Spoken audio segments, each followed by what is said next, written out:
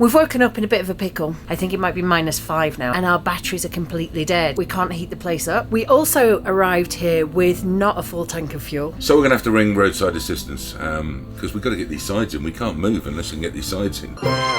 Good morning.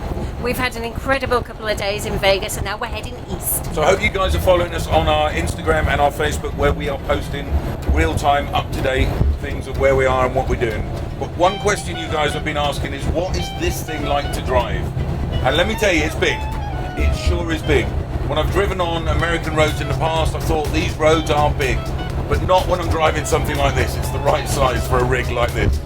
Look at that fifth wheel that just went by us. Fantastic. I love America. Just look at that view.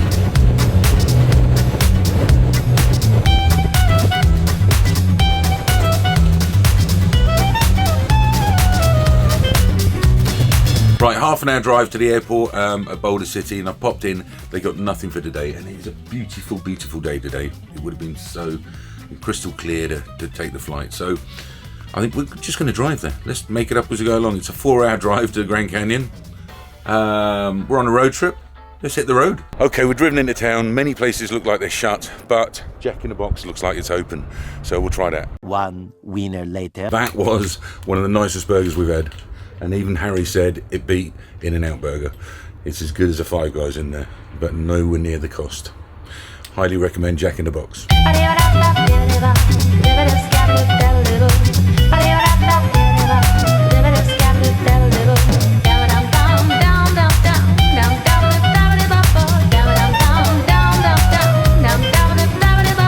Okay, we're in traffic now, but we're on the 93 South, heading to Grand Canyon.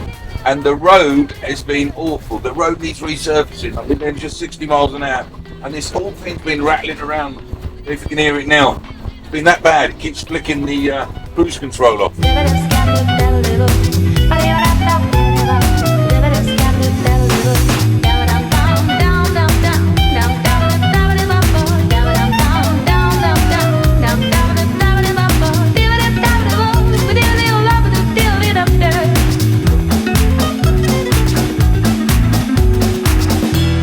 Right, I failed. I tried to get us all the way to the Grand Canyon, and I've just bitten off too much. It's dark out there, and my eyes are just not clever driving in the dark, especially this big thing. Again, it's lovely to drive, but at night I can't judge the lines too well, you know, and I got lorries overtaken at 70 mile an hour. So we found another Cracker Barrel, didn't we? If in doubt, go with Cracker Barrel. This one didn't look like it was open either, but he made a cheeky phone call. Right, and I spoke to Michael in there, and he said absolutely fine. No, so I said, great, excellent. Well, we'll park here the night, and we'll go and spend some money in them, and we'll carry on our journey again tomorrow to the Grand Canyon. Yeah. But anyway, getting this place set up. I know you guys want to see more and more of this place, but look at the room we've got in here when it's the slide outs are out. That is the winner about this, isn't it? Yes. I certainly get the thing about slide outs. Yeah. Love it. You play football in here, couldn't you? Right, let's get some food, shall we? Well, first off, before that, let's have a beer. Well-earned beer. I need this. And still no bottle opener, so just still having it improvise. Cheers. Right, Lindsay's going to knock up some fresh bread, right? Yeah. Some bread in the oven. But we've just had a look, and I can't work out how to light the oven. And I've Googled it, and I found out you need to put it onto pilot, and then hold a lighter near the ignition thing, and I don't have a lighter. So don't try this at home, but what I'm going to do is I'm going to light the hob like that, and see if I can't light the oven with this. A few inches later. I think I got it. I don't know if you can see in there, but I do have a pilot light in the back. But that's all I have. Oh, there you go. Yay! I did it. Don't try this at home though. So what you rustled up, young lady? Well, we had some microwave pots of Kraft mac and cheese, which Harry and George really love. But I didn't want to turn Jenny on to use the microwave because it was 3.5 minutes each, which is quite a lot of time. So I've done it in the pan. So it's like yellow wallpaper paste, but I'm sure they'll love it. We've baked up some bread, and we've got some ham and some chicken and some fillings, sandwich fillings. After a big lunch, that's all we want. Yes, and we spotted when we were in Walmart the other day that they had some Kerrygold cheddar, which is actually quite a nice cheddar, so it's fine. There's also a cheese and onion sandwich I think I'm going to have. Right, everyone seemed to enjoy dinner. I'm enjoying a glass of wine, well, a mug of wine. And I'm just checking back with the office because they all go back to work tomorrow. So I've just made sure that all the payments that I set up last year, ready for the first of the year, have all gone and it's all done. And it looks like it is. Now, I have to do it while we're parked up on the Wi-Fi because only Steve has got data on his phone. I really need to put my foot down and make sure I have data next time. Anyway, because I'm on a public Wi-Fi, I'm going to thank Surfshark again. We use them so often. We use Surfshark to protect our data and our identity when we're online. And especially when I'm using our accounts package, I just need that peace of mind that we're protected. What it does is it encrypts my data, either on my phone or the laptop, sends it in like a safe tunnel up to the internet to stop baddies and big book corporations having more of my data than they need. We've got a movie night planned with the kids and we've gone through all the things that are downloaded, so we're going to be streaming or going online and downloading it somewhere. I don't know, it's up for Steve to sort that out.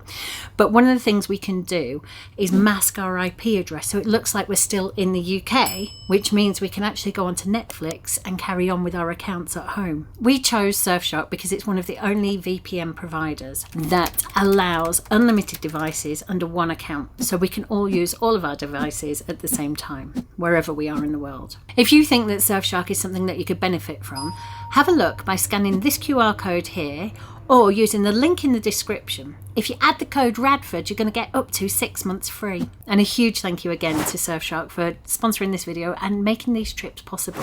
We're in Flagstaff and it's -2 here tonight, it's going down to.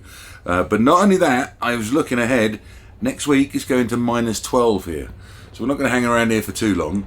The sooner we head to San Diego, the better, where the weather will get much, much warmer. Right, I'm going to jump in the shower right now and we'll pick you guys up in the morning. We've woken up in a bit of a pickle. We arrived to the Cracker Barrel last night with full batteries, and the only thing we've had on overnight has been the heating, just to keep us warm, because it did drop really low. It dropped to about -2. I think it might be -5 now, actually. And our batteries are completely dead. Now, this puts us in a pickle in several ways, because we can't heat the place up, which is why I've got the hob on warming us up. Because the panel's dead, we can't bring the slides in, so we can't drive round to create the energy to go into the batteries to be able to, you know, get everything going again. We also arrived here with not a full tank of fuel. The plan was to fill up this morning before we moved on to the Grand Canyon. So we've got to really figure out what to do. The engine's running, but doesn't seem to be making any impact on the batteries yet. That might just be a time thing. It's been running for about 20 minutes so far. I don't know how long we give it before we have to call Roadside Assistance. 15 minutes later. Okay, we've been running the engine for over half an hour now and there's still nothing at all going into the batteries. Also, it's a really bright, clear day, so there should be some solar going in as well. Right. So we're going to have to ring Roadside Assistance because we've got to get these sides in. We can't move unless we can get these sides in. Yeah. So let's give Roadside Assistance a call. And lift the legs up. And lift the legs up, right. We're levelled on the legs. So we called El Monte RV Roadside Assistance and a very helpful Carlos answered. He took our RV number and asked us a few questions and diagnosed the problem in no time. It appeared that the main switch by the door that powers everything in the RV had been knocked and was switched off. Lindsay switched it back on and we were up and running again. The lights just come on. We can get the sides slid in now. We can get the legs up. The legs retracted. That's brilliant. Thank you so much. Okay, great. You're very welcome. Any other issue, please call us. We will be more than happy to assist you. Have a great day. Thank you so much. Thank you so much. You as well. Thank you. Bye-bye. Bye. So it would seem that somebody's knocked the switch on the way in and the way out yesterday. It's not a switch that we have in our van or have ever come across anywhere, Right. is it? It's certainly not at that level.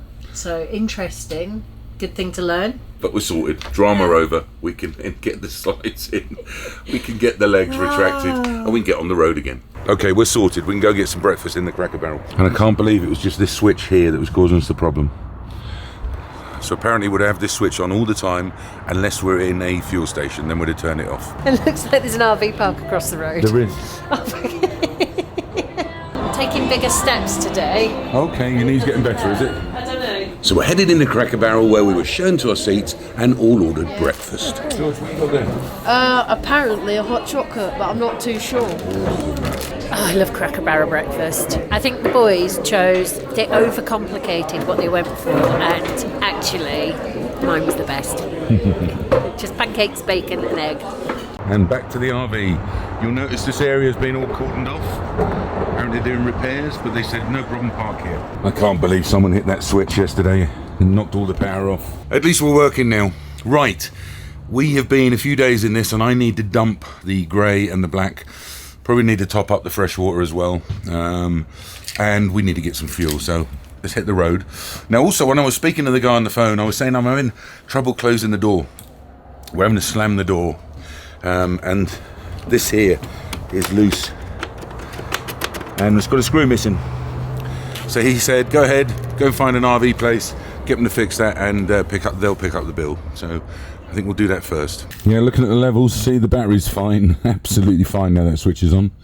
The fresh is down to a third, black says it's full, and the grey says it's 2/3 full. So yeah, we could do with getting this thing serviced. So we have been wild camping for a couple of days. Well, 3 nights now.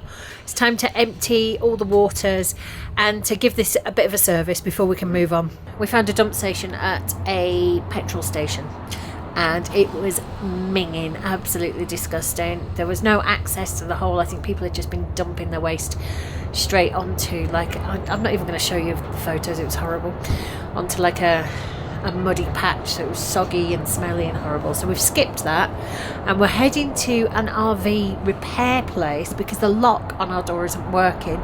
So fingers crossed that they've got a dump station as well that we can use. Right, we filled up with gas. It's only taken $1.75 and I think that's the limit on my card in one transaction. But it's $3.29 a gallon here and we've put in 53 gallons costing $175. See how full that tank is when we get in.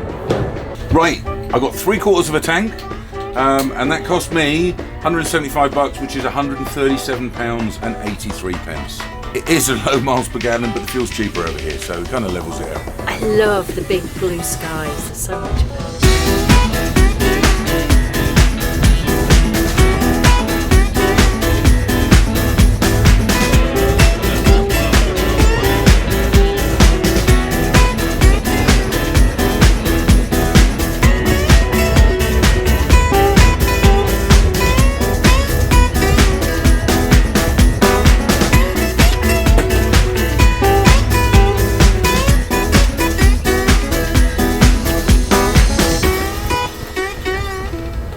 We're about to do something really amazing. This is a bucket list thing that we've never done and we always wanted to do. Yeah. We're going on a helicopter ride over the Grand Canyon. How exciting is that? Yeah, right behind us is Maverick Helicopters. We've just booked on there. It's not cheap. No. It is a bucket list thing. It's $349 per person. And for that we get a 45 to 50 minute flight across the canyon and all around. So how exciting is this? Let's go. I'm so excited. And we're taking you with us, so let's go.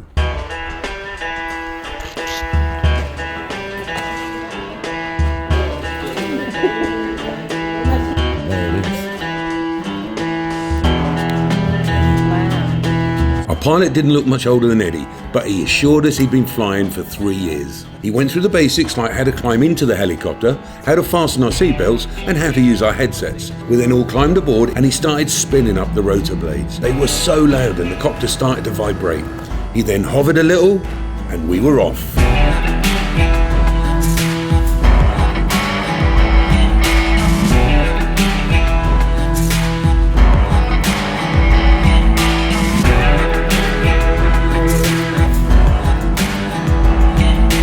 Our flight departed from the National Airport on the south of the canyon rim.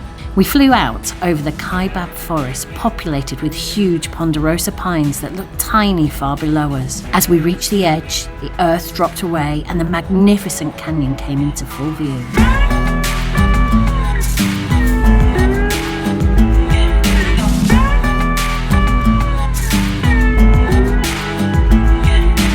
Our route followed the Colorado River as it snaked and weaved through the huge grooves in the rocks. We were travelling at over 100 kilometres per hour, but the sheer scale of the canyon made us feel as if we were hovering in one spot. Harry shared lots of his geography knowledge, explaining the stunning layers in the rocks. We spotted a giant rock formation that looked like a sleeping dragon, and another that looked like an ancient turtle. My favourite fact of the whole trip was that a penny dropped at the deepest part of the canyon would take over 2 minutes to hit the ground. Finally, as we came back into land, we were buzzing with adrenaline and wonder. Best thing ever. He's got the best job ever. There's no door my side, mate.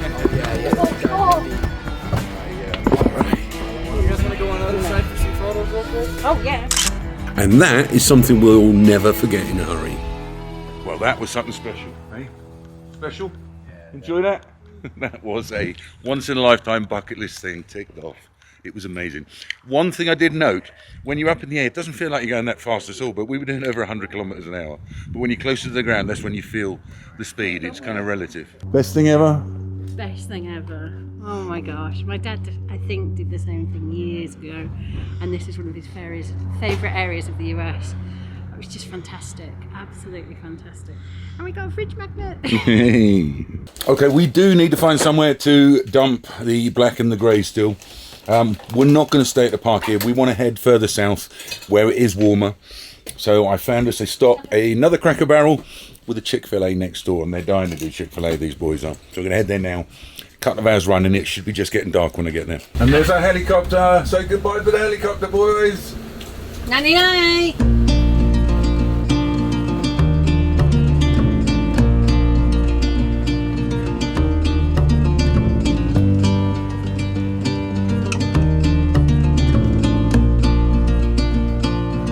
Right, we rolled into Prescott just before it got dark, and I've got a Cracker Barrel earmarked just down the road.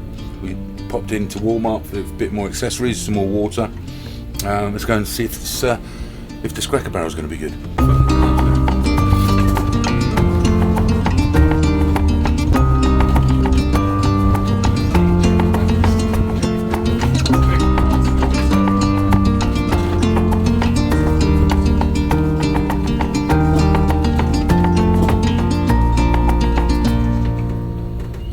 So we've made it to the Cracker Barrel, and despite what iOverland said, it is open and they do allow you to stay there.